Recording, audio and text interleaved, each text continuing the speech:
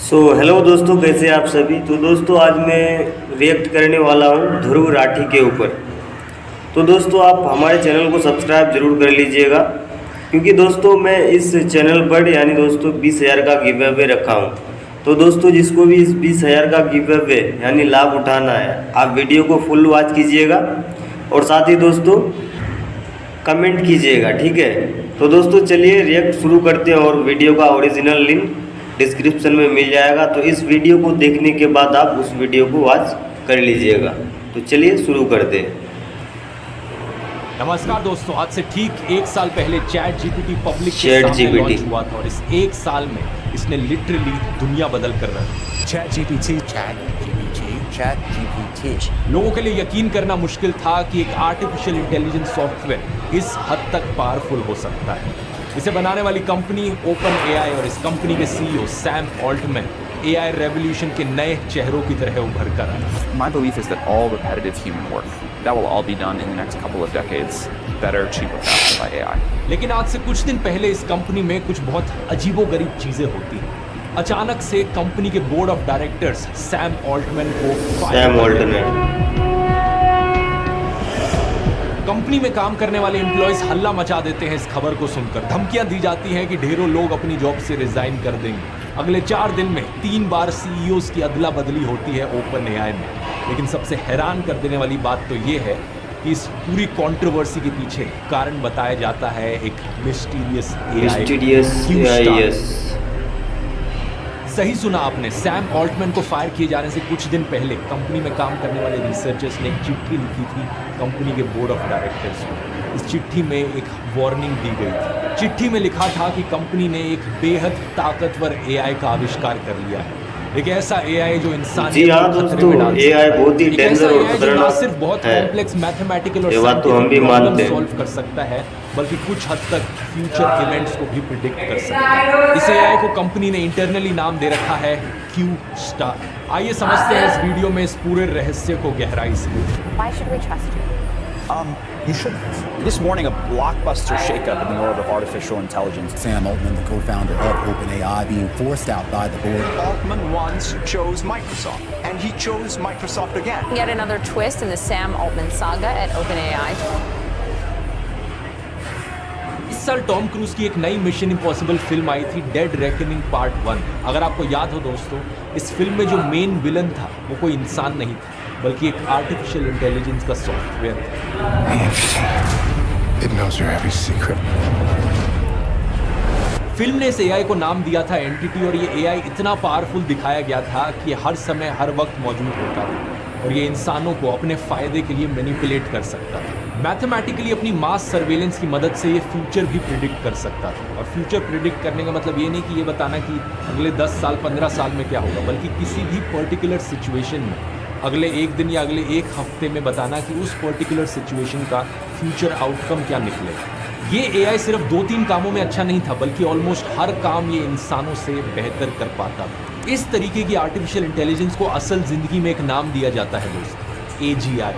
Artificial AGI का full form है AGI, a computer system that can do any job or any task that a human does, but only better. आज के दिन जो famous AI softwares हैं, जैसे कि चैट जीपीटी जैसे लैंग्वेज लर्निंग मॉडल्स या फिर मिड जर्नी जैसे जेनरेटिव एआई टूल्स, इन सबको वीक एआई की कैटेगरी में डाला जाता है, यानी ये कमज़ोर एआई सॉफ्टवेयर्स।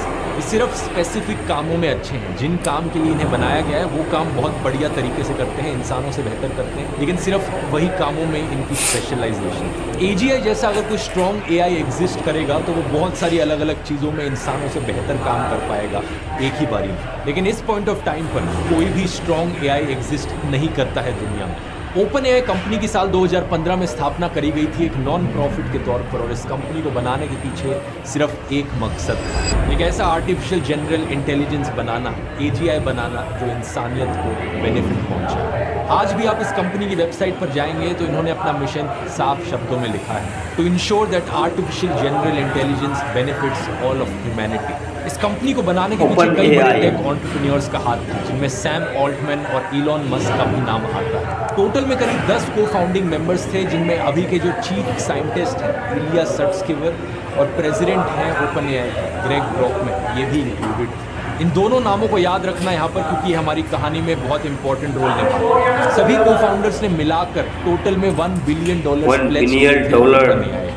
साल 2019 कंपनी फॉर्मेशन के करीब 4 साल बाद सैम ऑल्टमैन सीईओ बनते हैं ओपन एआई, और इससे करीब 4 साल बाद 17 नवंबर 2023 को कंपनी के बोर्ड ऑफ डायरेक्टर्स अचानक से एक दिन फायर कर देते हैं सैम को। ऐसी बड़ी कंपनीज में, अगर आप नहीं जानते दोस्तों, एक बोर्ड ऑफ डायरेक्टर्स होता है जिनके पास ज़्यादातर केसेस में पावर होती है कि वो सीईओ को फायर कर सके और हायर कर सके। रूल्स के अनुसार ये एक नॉर्मल चीज़ है बोर्ड ऑफ डायरेक्टर्स के पास इतनी पावर होना। ओपन एआई के इस बोर्ड में 6 मेंबर्स थे। 3 के नाम तो मैं आपको ऑलरेडी बता चुका हूँ, एक सैम खुद थे, दूसरे इलिया, तीसरे ग्रेग, और बाकी 3 इंडिपेंडेंट एग्जीक्यूटिव्स थे। एक कोरा के सीईओ थे एडम, एक टेक एंटरप्रेन्योर ताशा मैकॉली और एक हेलेन टोनर। किसी भी डिसीजन तक पहुंचने के लिए मेजॉरिटी वोटिंग चाहिए, और ऑब्वियस सी बात है सैम खुद को तो फायर करेंगे नहीं, तो बचे सिर्फ 5 लोग। दूसरी चीज़ यहाँ पर यह है कि सैम को फायर करने के साथ साथ बोर्ड ऑफ डायरेक्टर्स ने ग्रेग को भी बोर्ड से निकाल दिया, तो ग्रेग ने भी सैम के खिलाफ वोट नहीं किया हो। बचे 4 लोग, इलिया, एडम, ताशा और हेलन। ये वो 4 लोग थे जिन्होंने सैम को एक गूगल मीट कॉल के जरिए इन्फॉर्म किया कि उन्हें फायर किया जा रहा है। क्या कारण था फायर करने के पीछे, पब्लिकली ज़्यादा कुछ बताया नहीं गया। बोर्ड ने कहा कि सैम जो बातचीत करते थे हमारे साथ, वो खुलकर नहीं करते थे, उनका कम्युनिकेशन क्लियर नहीं था, ये इशारा करते हुए कि वो कुछ चीज़ें छुपा रहे थे हमसे। कंपनी से निकाले जाने के बाद ना तो सैम ने ना ही ग्रेग ने कोई स्टेटमेंट दी कि उन्हें क्यों निकाला गया। उन्होंने बस ट्विटर पर जाकर लोगों को कहा कि वो बड़े डिसअपॉइंटेड फील करते हैं इसके बारे में। ये फैसला टेक की दुनिया में बहुत शॉकिंग था। ऐसे कैसे हो सकता है कि इतने पावरफुल और इन्फ्लुएंशियल सीईओ को 4 बोर्ड मेंबर्स मिलके कंपनी से बाहर निकाल दिया अचानक से? क्या असली कारण था जो दुनिया से छुपाया जा रहा था? मैंने आपको शुरू में बताया था कि ओपन एआई को एक नॉन प्रॉफिट ऑर्गेनाइजेशन, ये चीज़ बड़ी अनोखी है और बड़ी इंपॉर्टेंट है, क्योंकि सिलिकॉन वैली में जितनी भी और पॉपुलर कंपनीज हैं वो सब फॉर प्रॉफिट है।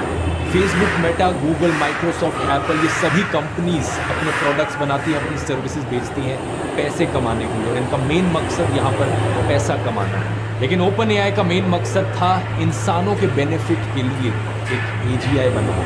ये एक रिसर्च फैसिलिटी ज़्यादा थी। ओपन एआई के चार्टर में ये तक लिखा गया था कि कंपनी की ड्यूटी ह्यूमैनिटी की ओर है, ना कि इन्वेस्टर्स की ओर, ना ही एम्प्लॉयज़ की ओर। लेकिन ये नॉन प्रॉफिट वाला मॉडल अफसोस ज़्यादा दिन तक चला नहीं। 2019 जिस साल सैम ऑल्टमैन सीईओ बने ओपन एआई के, उसी साल ओपन एआई ने एक सब्सिडरी कंपनी बनाई। ओपन एआई सब्सिडरी कंपनी को फॉर प्रॉफिट रखा गया। इसका नाम ओपन एआई ग्लोबल LLC, और ये सब्सिडरी कंपनी कैप्ड प्रॉफिट्स के मॉडल पर काम करती है। कैप्ड मतलब एक लिमिट तक प्रॉफिट कमाया जाए। ये लिमिट है 100 टाइम्स द इन्वेस्टमेंट। तो जो भी इन्वेस्टर्स इस फॉर प्रॉफिट कंपनी में अपना पैसा लगाएंगे, उन्हें मैक्सिमम 100 टाइम्स रिटर्न मिल सकता है अपनी इन्वेस्टमेंट का, और अगर उससे भी ज़्यादा प्रॉफिट कमाती है ये कंपनी, तो वो सारा प्रॉफिट इस नॉन प्रॉफिट मेन कंपनी में चले जाएगा। OpenAI was actually started and it was meant to be open source. I named it OpenAI after open source. It is in fact closed source, super closed. It should be renamed Super Closed Source for Maximum Profit AI.